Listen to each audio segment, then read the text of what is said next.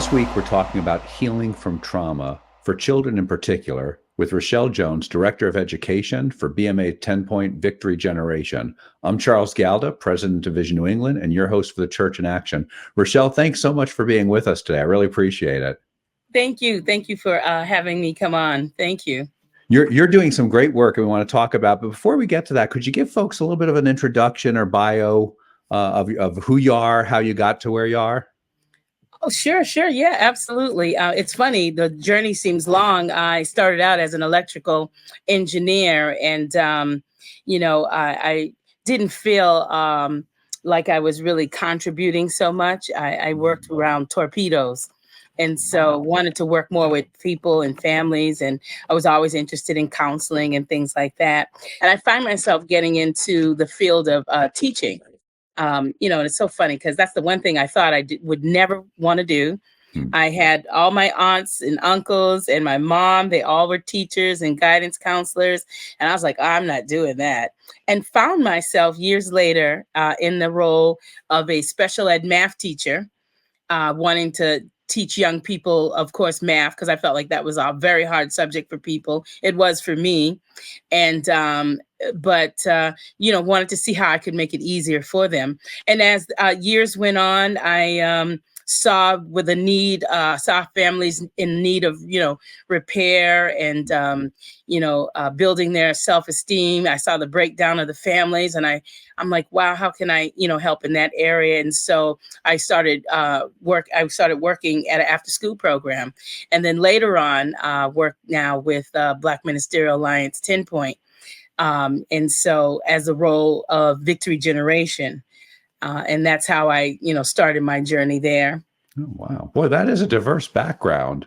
I don't know if there's a lot of people in ministry today that I can point to who are electrical engineers who worked with torpedoes. Right. No, not many. And so tell folks who, if you would, who may not know BMA TenPoint. What is BMA TenPoint? Well, it's basically it's an organization that is helping to support Black churches and ministry leaders in the area to help empower them, to give them tools and techniques and things that they need, to help youth and families and to strengthen areas such as health, and trauma, just basically well-being in the community. And they're in so many areas of life in the community and really is very influential. And I know David Wright, who's the executive director, right? If he's on, I don't know how many boards and commissions. Oh, I know. Oh, my goodness. Absolutely. And so now your role is Director of Education, Victory Generation. What does that mean? Well, definitely we want our children to experience victory, right, in every generation. But I feel my role is basically creating programs that will help youth and families to navigate in our today's society. And so we have after school programs, we have parent engagement programs and opportunities.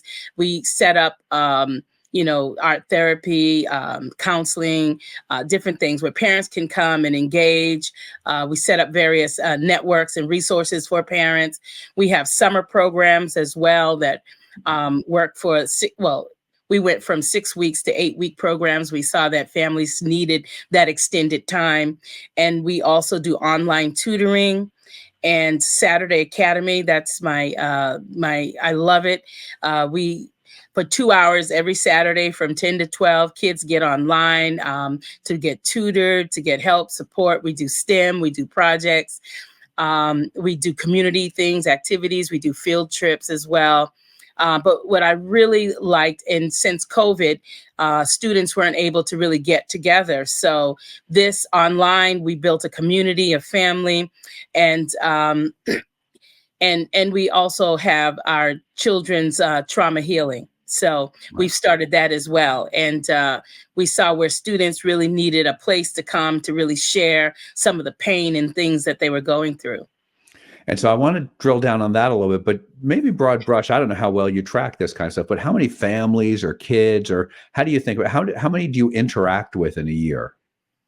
I would say in a year's time, with the camps and the vacation, we're navigating down to about good 50 students. Oh, wow. We did do a campaign to help put together some trauma awareness kits, and Mhm. we put together 950 kits. Wow. And so we had, yes, it was truly a task. But what I loved about it, it was the opportunity for our students to give back, to, Mhm. in their words, tell other students their ages what is trauma, how to recognize trauma, how, what they learned from attending those trauma healing groups. And so have been able to put together some teams of students to really come and impact our classes. They're considered to be like, mentor helpers, where they come back, give back, and help serve in our camps.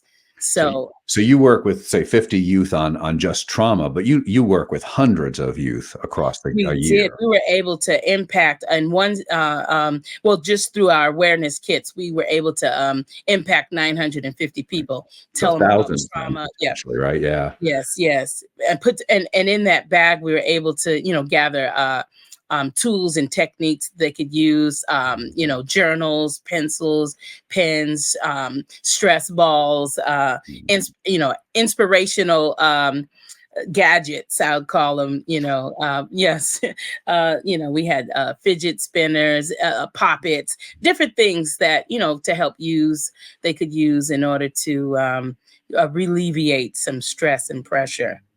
And so what, without getting too medical or clinical on us, what is trauma? Yeah, and that's funny too, because when we think about trauma, it's really a deep wound of the heart, or the mind, that normally takes a long time to heal. Mhm. It can really affect every part of our lives, how we relate to others, how our body feels, things of that nature. So we try to recognize that, life isn't easy. Of course, bad things do happen to all of us, um, that can cause our hearts to wound. So um, some of the effects, I think, of trauma too is it can cause intense fear, helplessness, especially the horror of thinking that it's not going to get better, nothing you can do can stop this from happening. And trauma definitely affects how we act. It can cause lots of depression. It can affect our relationships, our friendships. It can cause you to feel sometimes abandoned by loved ones. And these are just a few little things. It's really intensive, and we find that. I remember when I first stumbled upon trauma and trauma healing, I was so shocked at the various things that parents that we do, just not even knowing, that can cause trauma to our children.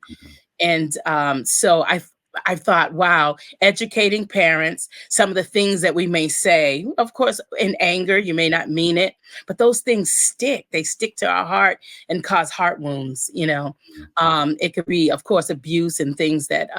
And what I find to be very interesting is that we also have secondhand trauma, things that we have observed in others. It affects us. Looking at our community, and how people are affected, it does subconsciously affect us as well. So And so it can be that helplessness thing certainly could relate to, I was a victim of crime or abuse, as you were saying. absolutely. We were talking to somebody on the Church in Action last week, and they were sharing that their father died when they were 10 years old, and that's a deep wounding of the heart and trauma. And then there's Yeah, right there's all kinds of these things this that are whole in our path. lives. Yeah. And what I found interesting in some of the conversation, I think it was when we had Dana Baker on talking about trauma, who I know you know and have worked with. Yes, One of the things I was picking up from it is that an event that is traumatic for me may not be traumatic for you. absolutely. or you may get through the trauma much faster than I do based on how you're wired up and what kind of support infrastructure you have in your life and family and friends and things Absolutely. like that. And so we may not all react to it the same way or recover from it the same way. Absolutely. Absolutely. And so Even in what, the same household, you know? mm, yep. Sometimes Good. we have siblings that we all experience the same thing as siblings, and yet one is long term, is affected long term, the other bounces back Yeah. and able to move forward. So you just don't know. Or, you think about kids who pick on each other, and we were talking with someone not too long ago Oh, about this, sure. that stuff can leave scars, right, forever on us. Absolutely. Um, that again, you might get pat through that, the way you were picked on differently than I do, and I may still be carrying the baggage, and you may have dealt with the baggage, or That's right. or That's maybe right. it just didn't hurt you the way it hurt me, or vice versa. And that's the misconception too. And I mean, we've heard it, sticks and stones may break my bones, but words will never hurt me.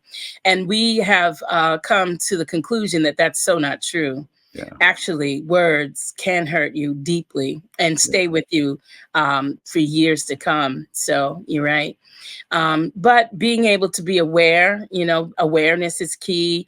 Being able to want to, deal, with that situation also helps. Yeah.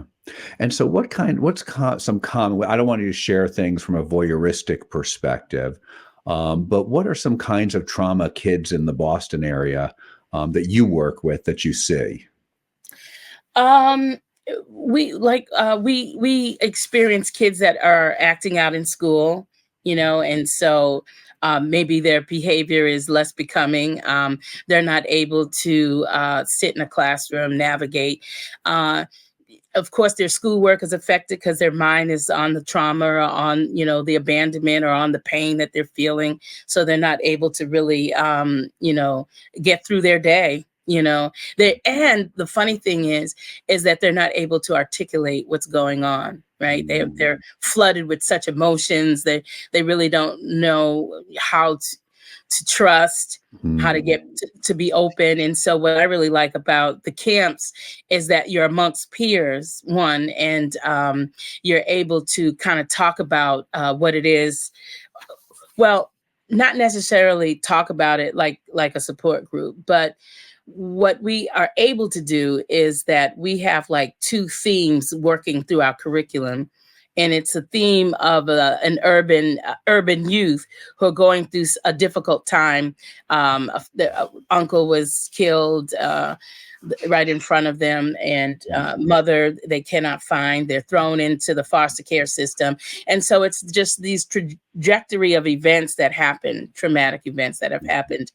And it navigates emotions and feelings. We do lots of games and activities and things.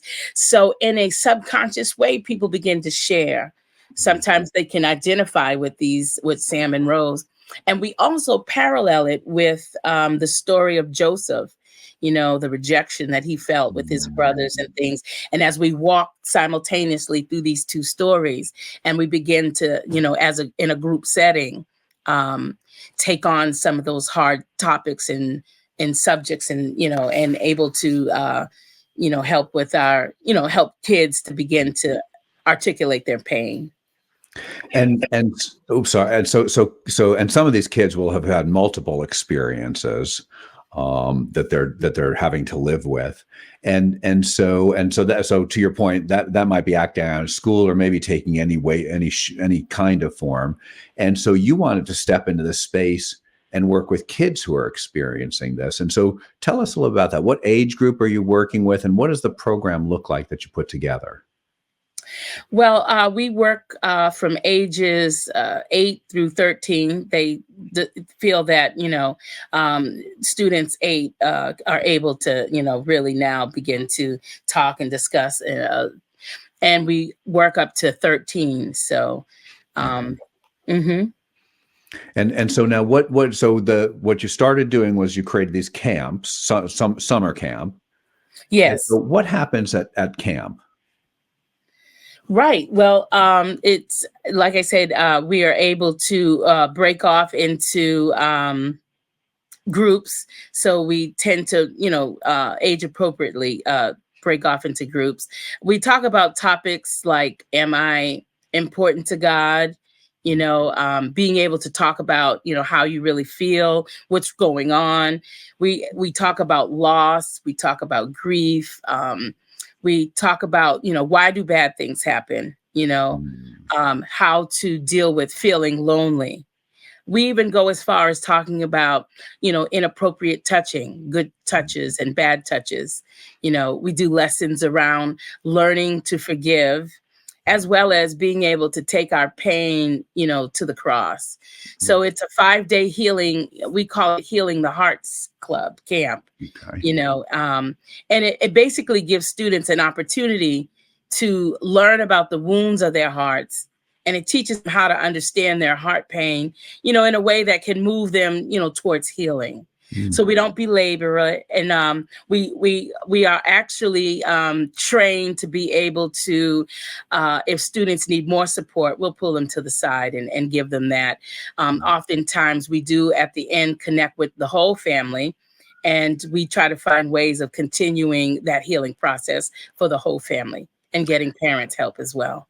And is that the whole 5 days? That's what they're doing, or are there games and other stuff too to kind of help them feel comfortable in the environment and just enjoy themselves, or is it purely focused on the dialogues? Well, they do it in such a way, we break it up in a way where it is dialogue, storytelling, Mm. drawing. We do play games. We build arts and crafts. They're making projects. There's writing throughout. We're learning scriptures as well. Lots of singing and activities that help you be self-expressive. Okay. So And so a lot of things that we might picture, some of us who went to like the week-long summer camps when we were kids, although the one I went to, there were no Bible verses, but, right. we weren't in a saved family, and so or you could say even like Bible vacation Bible school type things. It sounds a Yes, little bit exactly. like that with a very intentional focus where you're carving out time to have some of these dialogues, and the stories Absolutely. that you're sharing are geared towards the specific needs you're trying to work with. Absolutely, yes. And like I said, we do it through stories. So Mm. in between the stories, we break up and we do these activities, So there's lots of movement. It's lots of opportunity for peers to socialize, have fun. We have a really neat game. I know we've heard of Chutes and Ladders, but this is Snakes and Ladders. And so we do lots of arts and crafts as well. And we really try to create a space where kids can feel safe about sharing their pain. Okay. Hmm. And what kind of outcomes have you seen from this work? Again, I don't want you to share any specific individual who you would violate their privacy if you did, but can you share some of the stuff that you've seen happening in the kids, either at the camp or following up, so that people can understand the benefit of doing this kind of work? Well, the number one benefit is to create that space so students begin to share and try to, offload some of those burdens and pains and things. But one of the things that I really loved is that, children have an opportunity to come to the Lord. We had several children give their life to the Lord. Realize, we also create laments, and so we teach what a lament is and help children to write down what's painful for them, and to turn it around, just like David did in the Psalms. You know, we you know we help students take their pain and to be able to put it into words. And if they don't want to write, they get to draw it. So there's opportunity to do that. We also and to help students realize that, you know what, you're not alone. And I think that's so important because sometimes you can feel isolated, like this is only you, no one else in the world is suffering or going through any pain. So sometimes that light bulb alone can give kids assurance and confidence and encouragement to continue forward. But the main thing that I love is that you are teaching students how to bring their pain to the cross, Mm.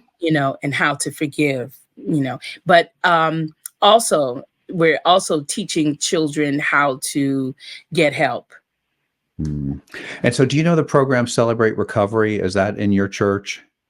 Do you know it? I'm familiar, but it's not, I don't have it in my church. Uh, Yeah. It sounds almost like what you're trying to do is take some similar things from that of trying to help people work through the issues they're dealing with and Mhm. contextualize it for kids. Is that a fair way to think about it?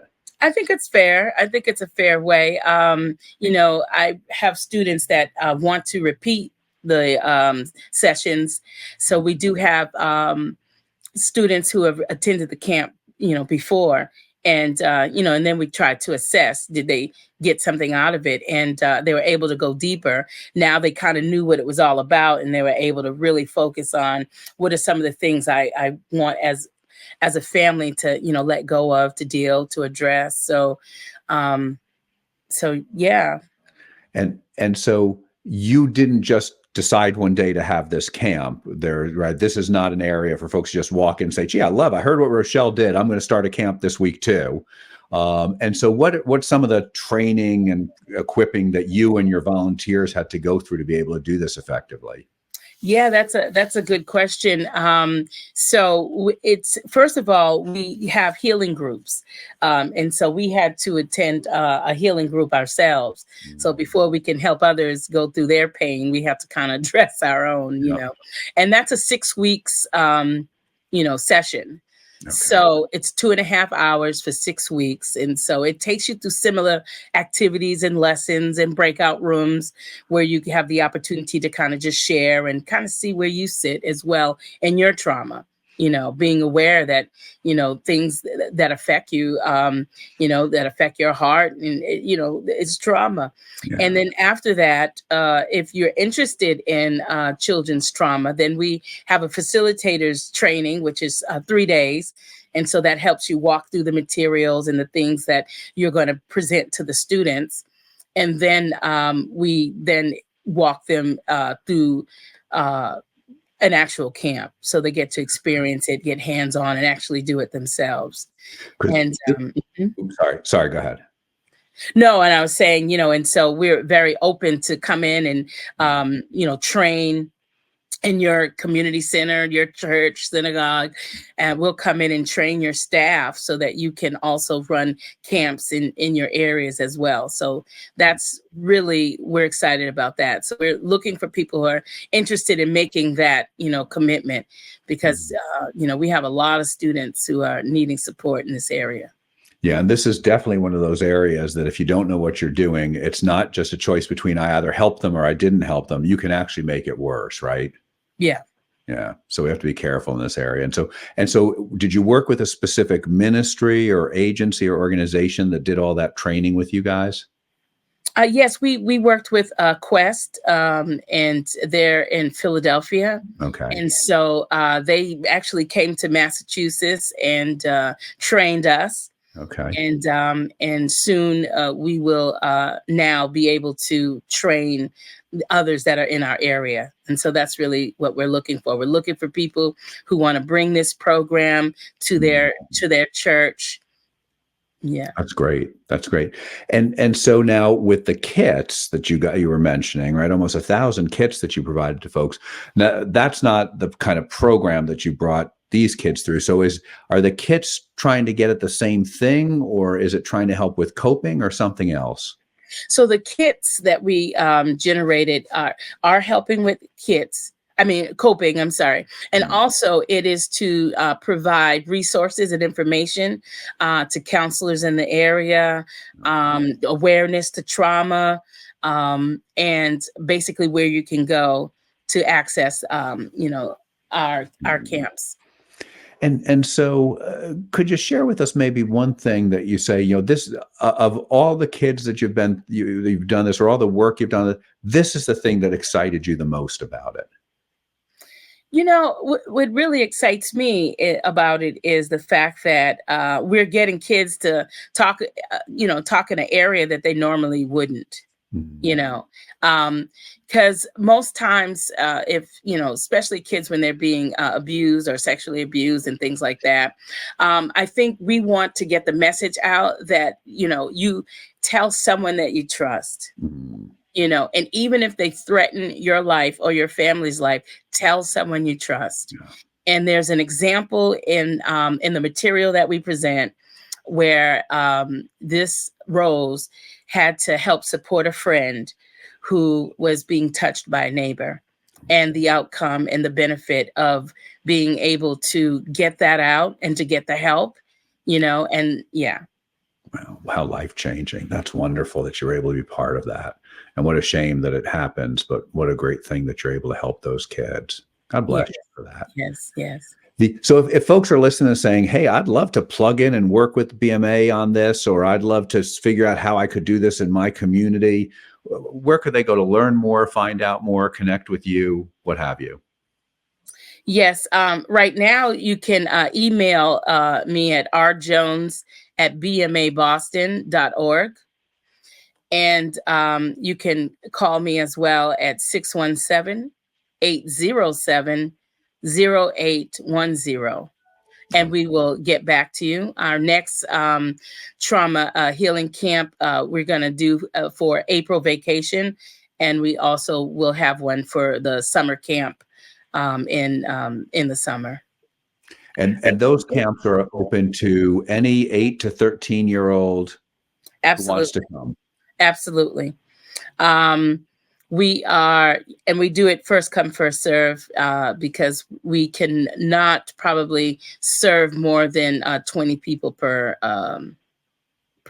class, per session. Okay. Yes. And is there a cost for them to participate in it, the kids? It's not due to being blessed by some funding. We are able to do it for free. Oh, that's great. Mm-hmm. That's great. It's very, very good. Rochelle, thank you so much for taking time to be with us today, but even more so for doing work in such a difficult, vital, critical area that, based on what I'm hearing, can turn kids' lives around. Yes. Right. And that's just right. And the multi-generational impact of that. Yes. Is just huge. I'm grateful to you for doing it. Yes. Thanks so much. Thank you so much. Thank you for having me. Thank you. Thanks. And I'd like to thank our producer, Jess Mangano, and listeners like you.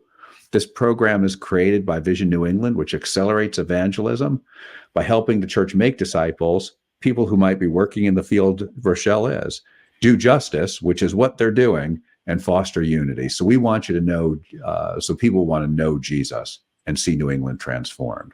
You can find more resources and you can donate at visionnewengland.org. And Rochelle, can you give your URL one more time of where folks can find you, your website? Well, right now, rjones@BMA TenPoint.org is my email.